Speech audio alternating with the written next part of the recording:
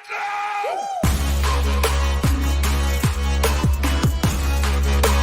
the air with Sean the Legion.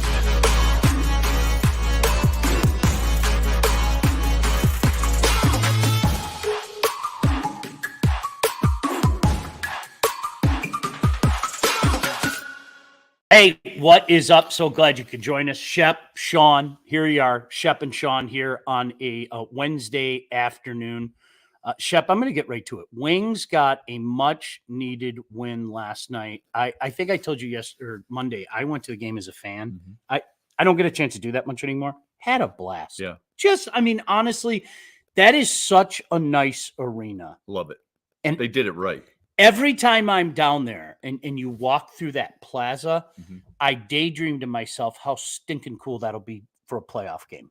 Absolutely. Especially outside. Oh. You know, if it's a nice warm day outside. Yeah, that's where they've got the big screen. Oh. They do it. We see that in the NHL playoffs all over the league where they're taking live shots of fans who can't be on the game or inside the arena for the game, or obviously on the road in the opposition's arena, and they're watching it together. Now, last night wasn't exactly the type of night I was envisioning with, snow flurries and, 10 degrees or whatever the hell it is on March 21st. Mother Nature, a mad scientist. But no, you're absolutely, like, I thought about, the one that comes to mind is the Red Mile in Calgary. Remember when they made that run in 2004? And it was seemingly a mile of people, or a kilometer, as it were. Of just jam-packed in this area. And I thought to myself, man, it's going to be so great. Here's the thing. I don't want to be a stick in the mud, but I'm going to be a stick in the mud, okay? It's great that they came back and won that game. Lucas Raymond, as we talked about the other day, is just he's playing on a different level. I think every time his line is out on the ice, you don't have to worry about compete. And he ties it late, Kane in overtime. I thought Kane was great last night. I did too. Absolutely. No, I agree. And isn't that nice? Like Rich said Shep and then said two legends, one Mike. Isn't that nice? I'm looking around. See, yeah. Me too. Did you get a third dog and name it Legend? All right. I'm going to flat out say it. Hopefully that is a pick-me-up because they got a big game, obviously, tomorrow against Islanders. They played like garbage. And that was kind of lost in the W. And I know everybody's basking in the glow. And I was talking to a prominent Red Wing whose name I shall not mention. And we were kind of talking about the same thing you and I were talking about the other day. Like, what's going on? They look like a different team right now. And I think in the first period, what was it? It was three breakaways. They gave away three breakaways in the span of about, 12 and a half minutes. You're outshot 20-6. Yeah, big. This is ridiculous. Columbus. Yeah. Okay, you know what I mean? That the terrible turnover by Fisher leads to the breakaway for Werenski. I love Werenski, man. I wish he was a Red Wing, him or Trouba or both.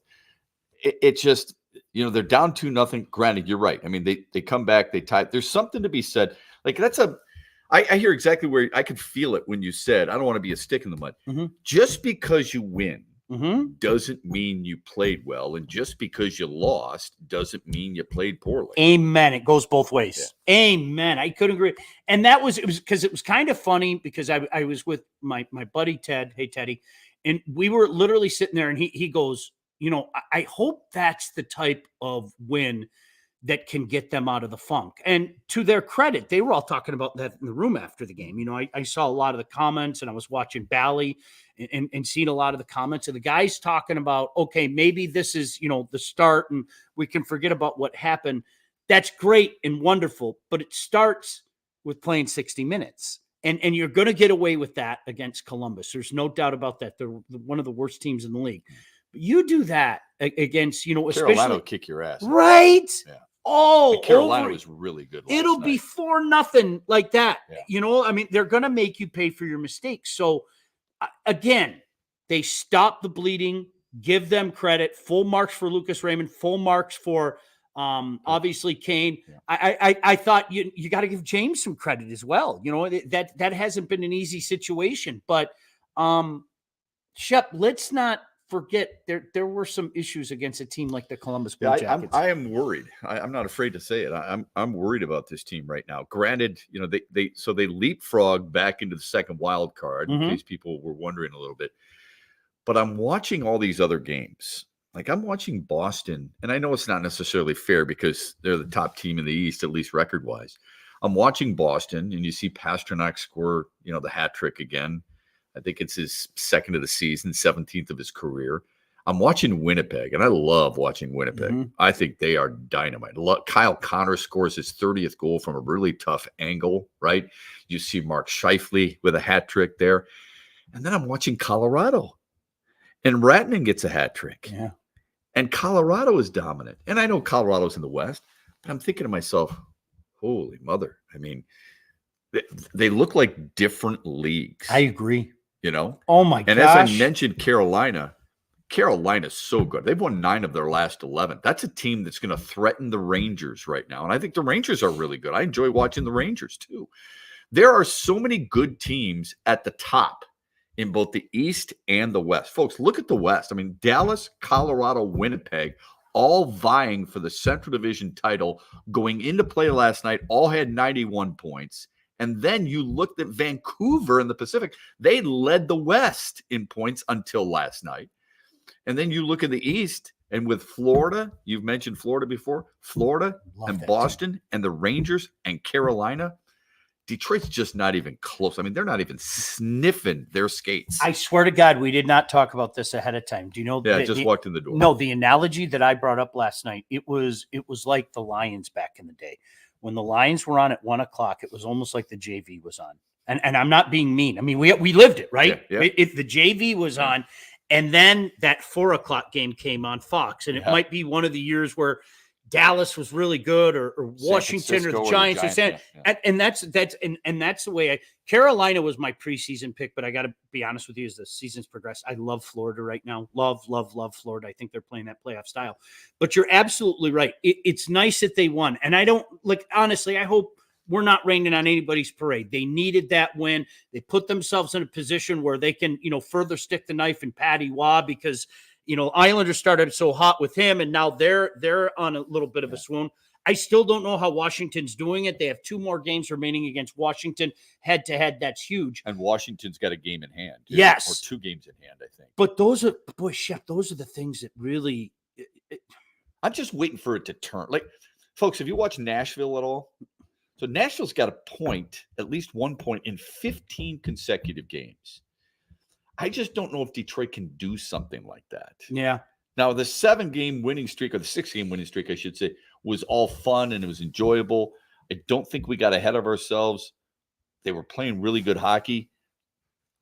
My concern right now is on both sides. Like, I don't think they're playing well defensively or offensively. No. And I thought Patrick Kane was amazing. I think Patrick Kane's a really good example, Sean, of you probably watched him more than I did. I watched him with Chicago, but I didn't watch him on a regular basis. When you watch him every night and you watch how good his hands are, you just leave yourself going, holy mother, that dude is unbelievable. He's so gifted offensively. He's such a great point. Shep, but offensively, he's so good. I was fortunate. I saw him in junior. Remember, he jumped to London Knights, and I saw him in junior. Yeah. But there are so many guys like that you know him from afar. I'll bring up an example, like watching Alexei Kovalev on a night in, night out basis when he played for the Habs. I always knew the kid was good. Okay. He just did things that like other players don't do. Yeah. And that's kind of the way that I feel about Patrick Kane. That was one of those, the pushback when Steve Yzerman signed Patrick Kane was so like mind numbing to me. Who pushed back? I don't remember that. People on Twitter. Oh, that's why I don't Yeah.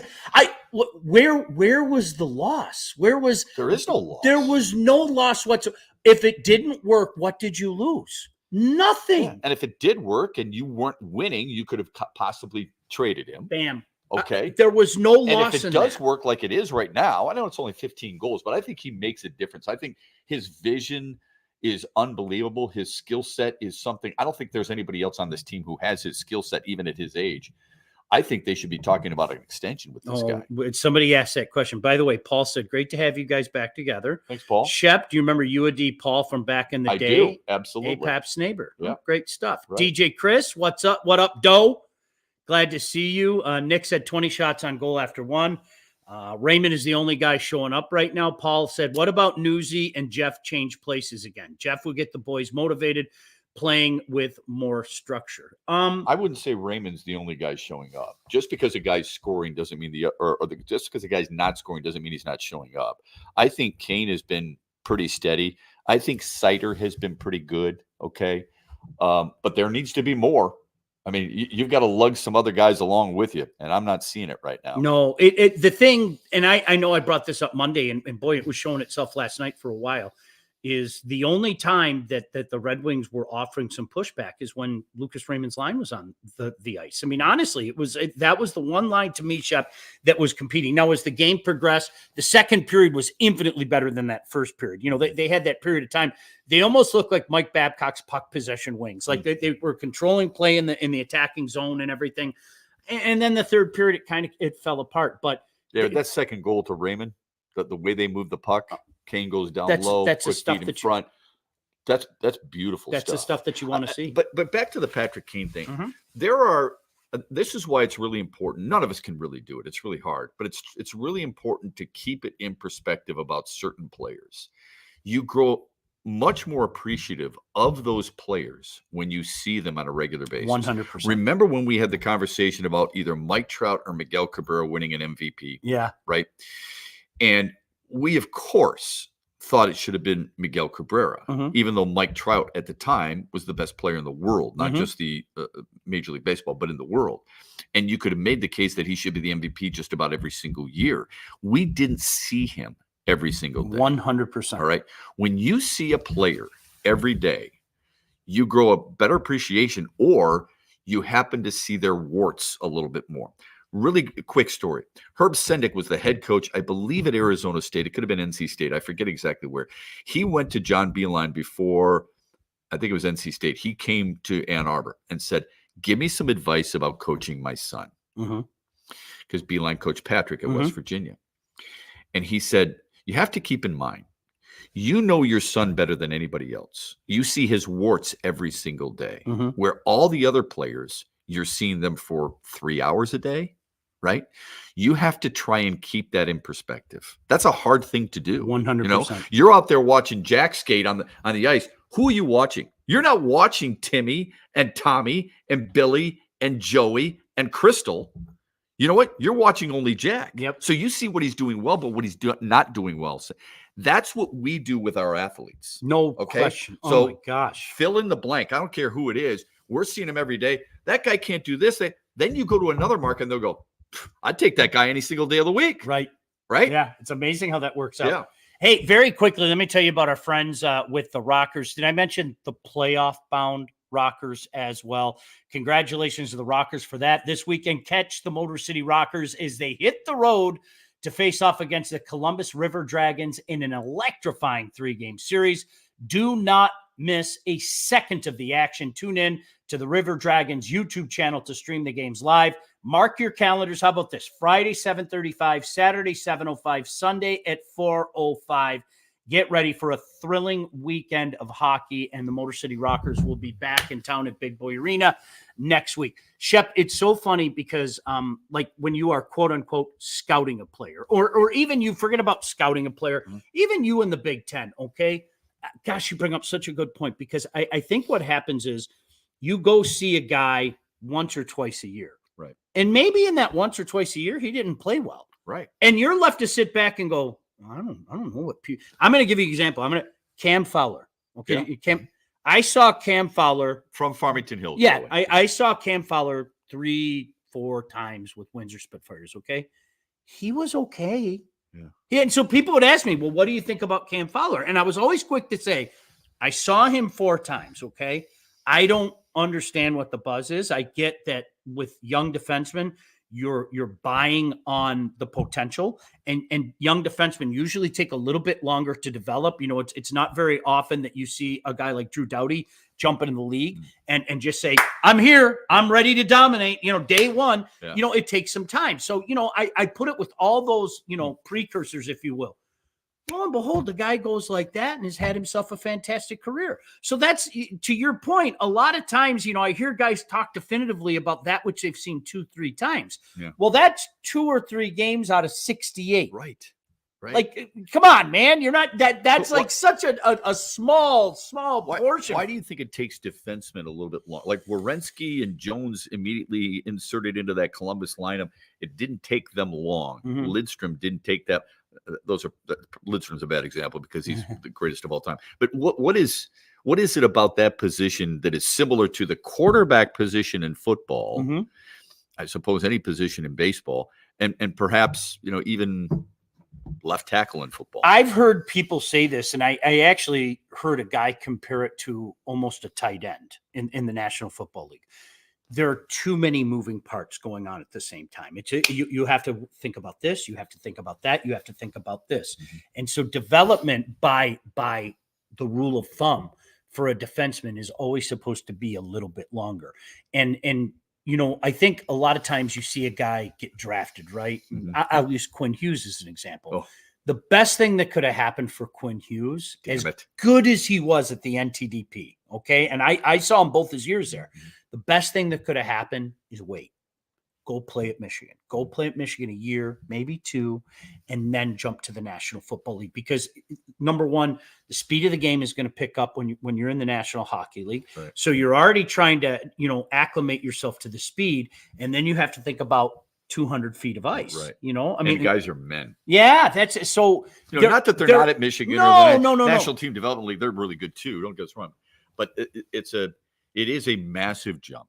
Yeah, in that regard. Yep. Yeah. So that has always been the rule of thumb with defensemen. Now, again, there are guys that are an exception. Cam ended up being an exception to Drew Doughty. Went to the Kings. He was unbelievable. I honestly got at 16. You were like, this kid shouldn't even be in the league. He's unbelievable. You don't expect it to happen at 18. Right. And here's a kid. Let me tell you something. He wasn't exactly a physical specimen at 18. Trust me. Yeah. He looked like he spent, a couple hours at the Looney Baker in Livonia, to be honest with you. A little bit of Tim Hortons there. Yeah, he was down in some the thing about donuts. him is he is so gifted offensively and defensively. He's the guy that I think just about every team, like when the Sabres drafted Rasmus Dahlin, Mm-hmm. that's who they want, Mhm. right? I mean, when you take a guy that high, he was 1 overall, I believe, that's the guy you want.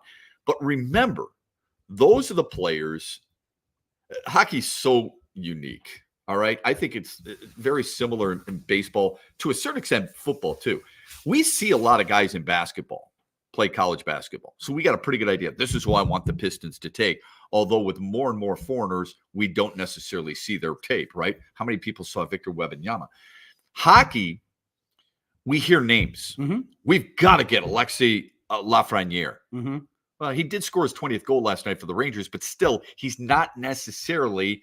He hasn't been that wow player yet. No. He hasn't been even Connor Bedard yet. I don't think.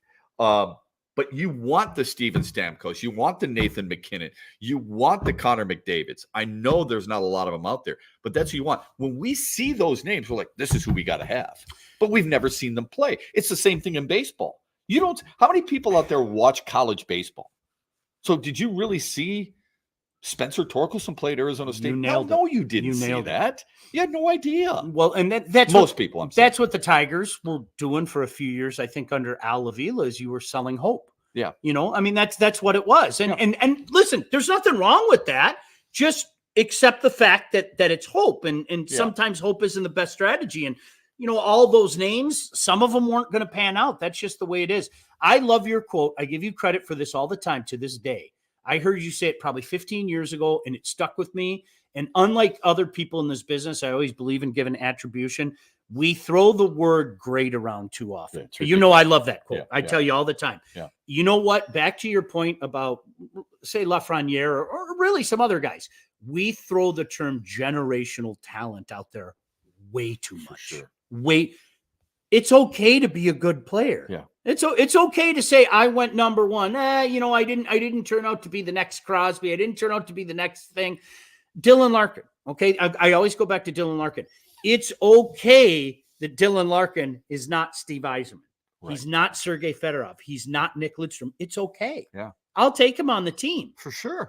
And I think a lot of other general managers would. I like what Gordy said. To your point, he said, "I knew Paul Coffey was great, but when he came to Detroit, he entered Mount Rushmore territory for defensemen." Yeah. Isn't that funny too? That like Scotty just was not a fan of Paul No. Coffey. But not the a guy fan. could skate, but Oh. defensively, he was terrible. Who is it? It's Paul. Mhm. Sean, didn't Ken Holland pass on Quinn Hughes? Oh man, yes, he did. It was Zadina. Philip Zadina. Now remember how many you and I were doing shows then, Mhm, right? mhm, It wasn't that long mhm. ago. How many people said to you, even though over regular radio airwaves nobody talked hockey except for Sean Belegian? How many people said we've got to get scoring? This is why you don't draft for need.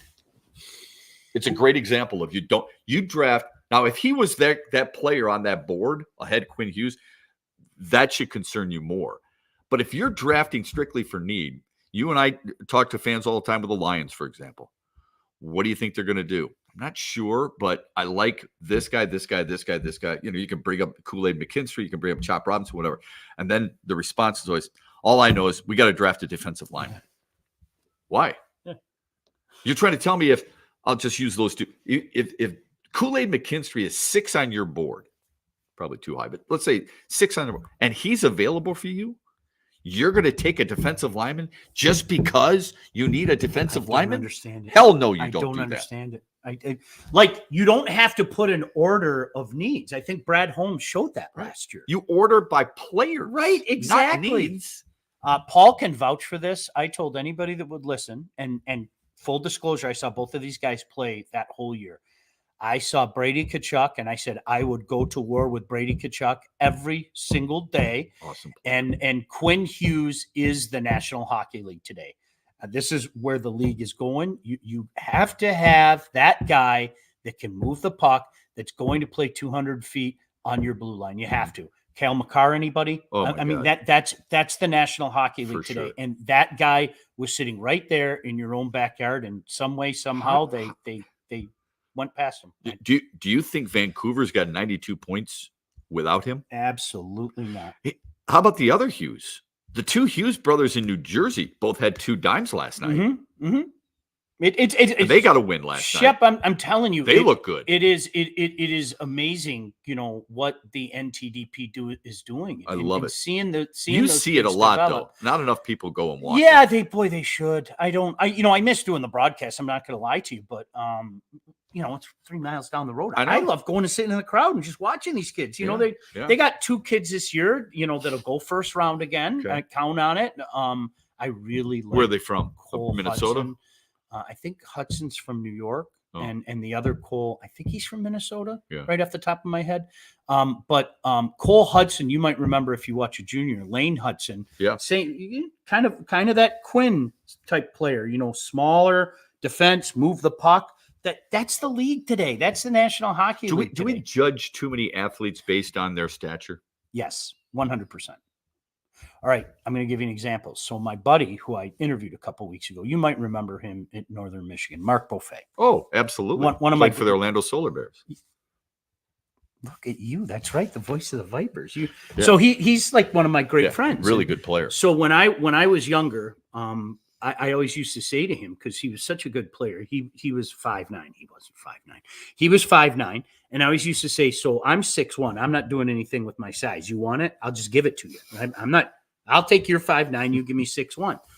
A guy like that was only going to play a handful of games in the National Hockey League in the 1990s. Okay. A guy like that today, with that can move the puck like he did, that was so good at distributing. A guy like that has a 15-year career today. So Martin St. Louis was a really kind of an aberration.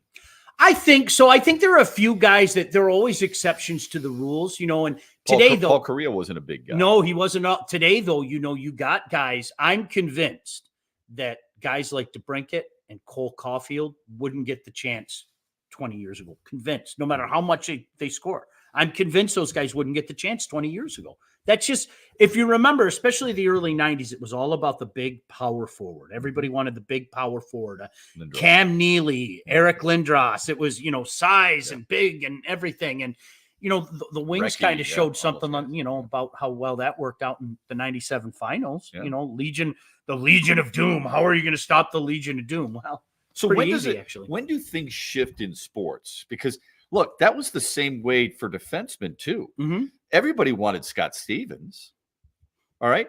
When did it change and why? I think I don't think, I'm pretty sure the way that the league is called, the way that they wanted to open things up. Right. So they want more offense. Yeah. And I don't mind it, by the way. No, I get it. I'm not going old I know man. you're not. We're so much better, but I like the league today. I do. And I by the way, the openly admit NHL is not the only league. The NBA does it. Well, the NFL is. So we talked about Zach Edey the other day. Yeah. I was listening to I was listening to a broadcast last night. I think it was one of the play-in games, and they were saying Zach Edey, he would have been a lottery pick 15 years ago. Isn't that crazy? Not sure that he would be now, right? No. Because people want Luka Doncic. Yep. They want Giannis Antetokounmpo, and I get it. I do too. They want Nikola Jokic. I mean, did you see what Jokic did last night? Unbelievable. 35 points. He had, was it 16 rebounds, couple of assists. Doncic had his 18th triple double, and he does it with ease. Yep. It's amazing. Let me tell you about Legacy real quick. Todd, if you're still hanging around, I'd love to tell everybody about our friends, Legacy Partners. Thousands of Metro Detroiters have already called Legacy Partners to get help with their home and auto insurance. What are you waiting for? Get a free quote today. Seriously, they got your back. Trust me when I say this. They're going to take care of you, whether it be Joe, Alex, Dave, one of their fine staff. Our friends at Legacy Partners are one of Southeast Michigan's top independent insurance agents and provide a full-service, one-stop solution for all of your insurance needs, personal and business, large and small. Legacy has helped our listeners by fixing mistakes other agents have made, asking the right questions to get the right coverage put in place to properly protect you. And save you some money at the same time. Chances are, if you haven't checked your policies in the last year, you're probably paying too much and you could be underinsured. What are you waiting for? Get your free quote today. Call Legacy Partners and give them a chance to help you with your home, your cars, life insurance, Medicare enrollment, or other business insurance needs. 586-209-4106. That's 586-209-4106. Or visit legacypartnersins.com. They're going to take care of you like they took care of thousands and thousands of other people. Think about that. You pay too much for everything these days. Oh, it's Everything. You and I both have trucks. Mm-hmm. What's it cost to put in your tank? Fill it up. I don't even want to tell you what it cost me. I got it like at the exact wrong time, like just to get the truck. How the prices went up after I'm talking COVID. about gas to fill it up. Oh gosh, right now, I filled up at Costco yesterday. how much it cost you? $75. Jeez, oh Pete. See, I have So when I make Sean money, I can. Oh, that's boy. not a problem. no. Listen, But now, when you're not employed, that cuts into the wallet a all little right. bit. I have a confession to make to you. I have an obsessive compulsive disorder about putting gas in my car. You'd rather run out of gas No. and run down the sideline it's and grab the gas can? No, Is that what it's you wanna it's do? the direct opposite. Like I put gas in my car like every day, dude. I have a problem. Like I'm serious. Well, I also get my dip, but no, listen. My mom used to run out of gas all the time when I was a kid, right?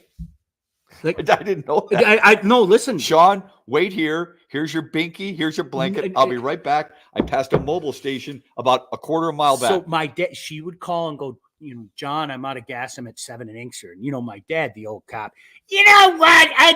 Woman, I'm going to take your damn license away. The cop and all that stuff. So it used to freak me out. So like my greatest fear in life, I'm not shitting you. My greatest fear in life is running out of gas. Isn't that amazing? It's the little things in yes. My dad used to take me down. You remember where Keplinger's was in Southfield? Yeah. We would go there on Saturday morning. We'd go to Keplinger's and Town Club. Anybody remember Town Club? Town Pop? Club Okay. soda. Oh man. I know I'm the old guy. We would pass some homeless people.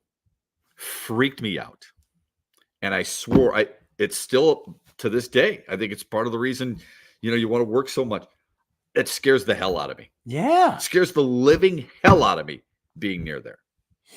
It's weird how that homeless. No, that's so there's a gas station like at 8 and Taft. I'm on a close and personal relationship with everybody that works there. Do they give you a discount? Hell no. God. The usual, and it's like $1.10 a dip and like $3.60 in gas. So honestly, I'll show you. We can go out to my car today without looking. I can guarantee you that I'm close to full. And I'll drive tomorrow. Listen, I'll drive tomorrow to the gym that's 3 miles away, and on the way home, I'll put gas You know in my what this car. is, right?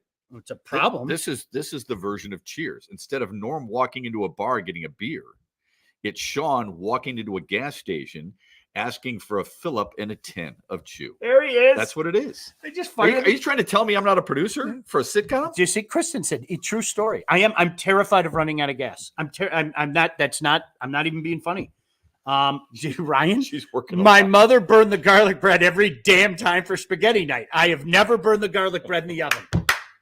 That's my boy Ryan Elke. You know Ryan. I do know Ryan's a good human being. Hi, My Ryan. dad used to have, when we had pot roast or steaks, it would be the color of this desk. It had to be well done. I don't get anything well done. Could and you? a lot of that has What? to do with it. Really? Oh, no way. How could you?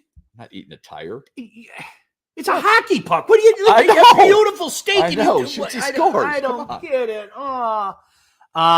There was a comment up here I wanted to get to. Somebody brought up something about la, la, la, la, la, la. Oh, come on. Would you just something scroll about up? the Ken Holland? Here, I'm going to scroll up. On who he traded? Shep, Hunter Dickinson would have a 12-year NBA career 20 years ago. Right. Now, not sure there's a spot for him. I don't disagree with that at all. They lose Kevin McCullough in the NCAA tournament. That's a problem for Kansas, who's a 4 seed. Dickinson is coming back from the separated shoulder. I thought that was a kind of an interesting whole situation. Bill Self was pretty adamant. Before the tournament was selected, Bill Self said, my team's going to be 100%. Now a bone bruise. Okay? You get that every day just tripping over your 2 dogs upstairs. Their second best player, who averages 18 points and close to 7 boards, is out for the entire tournament, but they're going to bring Dickinson back. Yeah. Dickinson, to me, is a black hole. You feed it to him, and it's not coming back. No, you're absolutely right. That's the one thing I can appreciate with Edie. He's 7'4", right? So he's basically a skyscraper. He's looking around. He can find somebody. Dickinson, maybe not as much. So I don't think either one's going to be a good pro. I wouldn't draft either one of them. Is it like the modern day version of the tweener from 20, 30 years ago? Remember the tweener was always a guy that Sean Respert. Sean Respert was a tremendous college basketball player. Sure was. Most people said Sean Respert probably isn't going to have a real good NBA career because he's the dreaded tweener. Pretty damn good player, though. Yeah, he played a while, yeah. right? His numbers retired. I say this all the time and at nauseum, and I'll continue to say it for the rest of my life. It's okay to be a really good / great college player. You and I were talking about Tim Tebow not too long ago. It's okay to do that. You don't have to be at the next level. How many people honestly thought Duncan Robinson would sign the contract that he did and be one of the better players on the Miami Heat who made the NBA Finals a year ago? Don't look at me, because I wouldn't have guessed it. Nope. No but way. It's a great story. Yeah. It's a fantastic story. Cody Zeller was a hell of a player at Indiana. Tyler Zeller was a hell of a player at North Carolina. They weren't very good pros. It's okay. Can I ask you, since the tournament starts tomorrow, well, we know playing games and everything, but let's face it, guys like us, 12, 15, how invested are you into this tournament? Because I was making fun of it the other day doing one of the shows. I know where I'm going to be at 12, 15. I'm going to watch the games. I don't know these teams like I used to know these teams at all. Me either. It's really, and I used to be able to tell you, okay, well, this team, watch their guard rotation, I'm watching it because it's a tournament. Tip of the cap, respect. It's one of the best, really events of the entire year. But I was joking with the audience the other day, and a lot of people agreed with me. Is it age? I don't know these guys, one and dones, two and dones, whatever.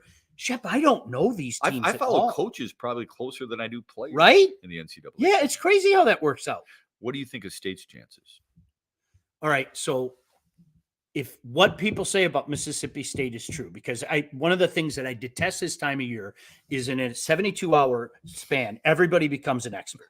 Okay, so I'm not going to lie and BS anybody. There's only one Seth Davis, I don't know. You know what I heard about Mississippi State? They're underseeded. They're underseeded and they play really hard. Mm-hmm. Those are the things that I've heard. If they play really hard, I worry about Michigan State because you don't think they play hard? Not as hard as they have under Coach Izzo. I don't think this is that battle-tested. we're going to find a way team. How many times in the past, not that long ago, I remember watching one of the tournaments. I think it was the year they went to the Elite Eight and lost to UConn. And I'm watching these games with Jack, and it's like 72-70 with like 5 minutes left. And I look at him and I go, you can turn the TV off now. And he's like, what are you talking about? It's a 2-point game. And I go, no, seriously, you can, like, I'm going to go in the other room. I'm going to prove a point. Of course, being the weasel I am, I'm going to turn on the TV. I'm going to make a burger. Yeah. Okay. Just for myself, not you. Okay. And I'm going to have a side of carrots with it. I go, Michigan State is going to win this game. I said, they've been there, done that. They find a way. That's their DNA.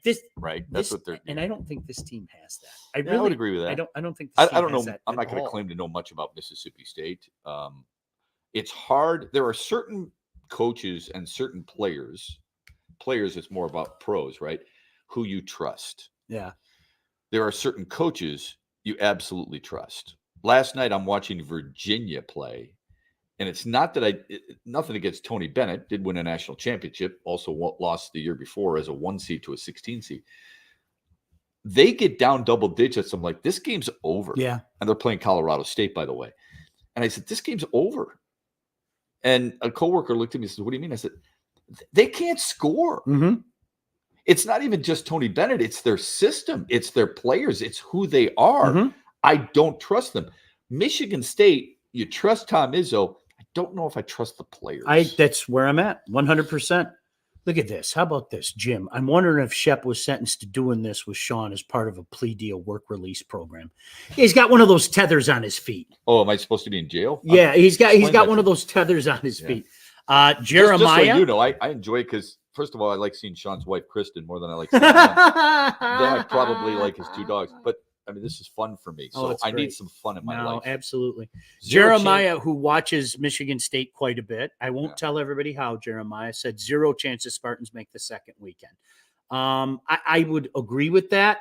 But again, I'm not going to sit here and tell you I know everything there is to know about the Bulldogs. But if what people are saying about the Bulldogs is true, I think that's a tough matchup for Michigan State. I don't think this team has that DNA that you spoke of. Pete Smith says Tony Bennett has peach baskets at the practice facility. Before we go, I need to ask you this. Yes, sir. I thought of you right away. Not that I'm thinking about Sean a lot, but I thought of you right away when somebody brought this up to me last night. They were asking about the Michigan basketball job. And for some reason, just because I called the games for 15 years, they think automatically, you should know who's going to be the next head coach. I have no idea. I mean, I've got some thoughts on who I think should be, but is that a premium job? Yes. Is what somebody asked me. I couldn't believe that anybody would say otherwise, honestly. I'm serious. Okay. I'm surprised you answered so quickly. I wonder what you take into account before you consider it a premium job. These are some of the things that I believe in. All right. Facilities, Well, pay, okay, league and the chance to win a league title, commitment from the university. Okay. So, for example, we all know who the Blue Bloods are, right? All right. And even though I think UConn should be in the Blue Blood category too, that's a top 10 program with Kentucky and Louisville and Kansas and North Carolina and Duke, right? And UConn. Michigan State is a top 10 job. Is Michigan a top 20 job? Yes. Okay. I would agree. Is it a top 15 job?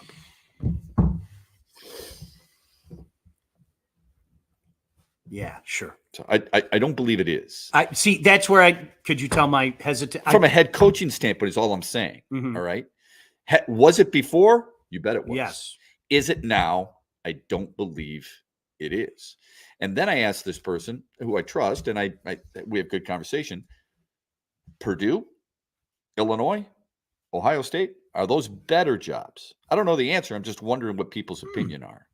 You know, it's interesting. Fick said it is 100% a premium job. Money, Nike, and the fan base support. Okay, hold on a second. The fan base support. This is what I always experienced while I was there. I'm not saying this is my opinion. There's too many old people there. It's not the same electric environment as, I mean, if you've ever gone to Mackey, have you ever gone to Mackey?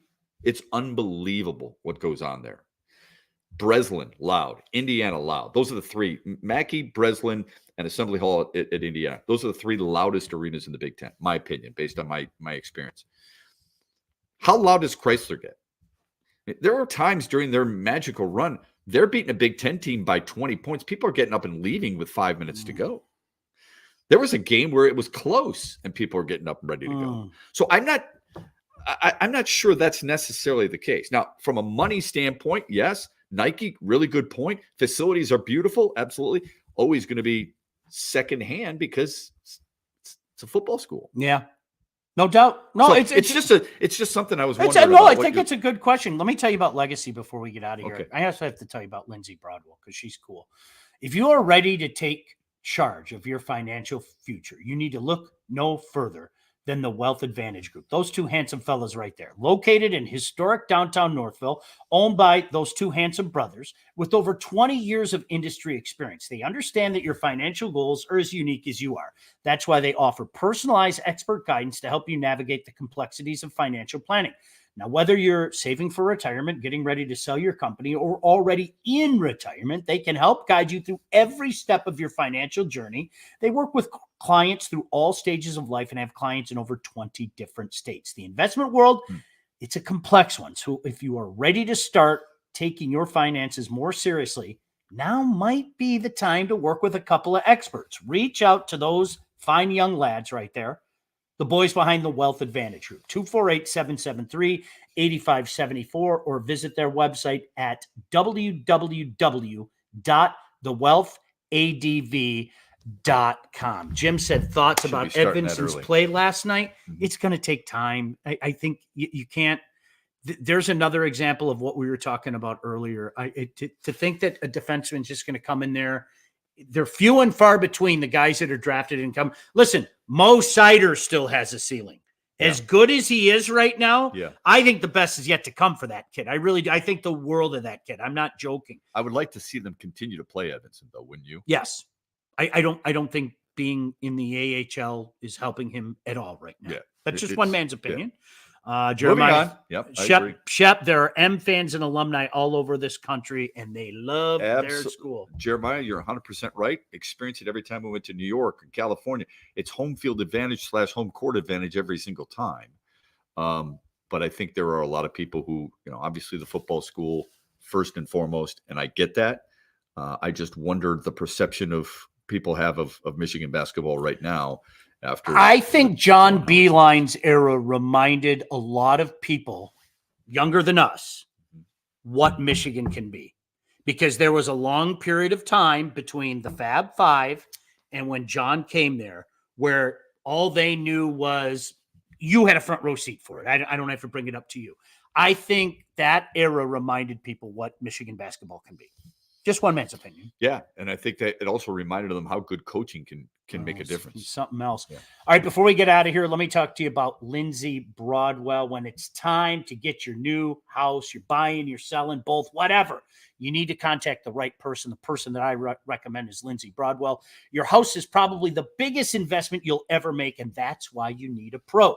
Lindsay grew up on the mean streets of Northville and has expanded her team all over Southeast Michigan. She's an expert in all facets of the business, and when it's time to move, she and her team are going to make sure you get the most out of your house and everything goes smoothly when finding your new home. Buyers, sellers, first-time buyers, doesn't matter. Make sure you contact Lindsay at BroadwellHomes.com. She will help you with everything from start to close. Licensed realtor at Real Broker LLC. Start your search today at BroadwellHomes.com. She's your neighborhood realtor. Yeah, she's great. And good bloodline, too, those Broadwells. We know a few of those Broadwells. So she's probably better at her job than her husband is, though. Might be. All right. Shout out, Mike. Listen, Shep, you want to do it again next week? Yeah. Thanks, Let's figure out a couple days. Todd, thank you. Thanks, Todd. Todd's our first star today, giving the first stars away. We'll see you. Bye-bye. Okay, we'll see you. Bye. Off the Air with Sean Baligian, featuring Sean Baligian and Blake Matrazak. Produced by Todd Losey and Blake Matrazak. Executive produced by Sean Baligian and Todd Losey. Theme song, incidental music, and related sound effects are from Play It Loud by Jam Studio. Engineering, mixing, and graphic design support provided by the unsyndicated podcast team. Don't forget to like and subscribe to Off the Air with Sean Baligian on all your favorite channels. While you're there, be sure to rate and review the podcast. Got something to say to Sean? Call the Unseen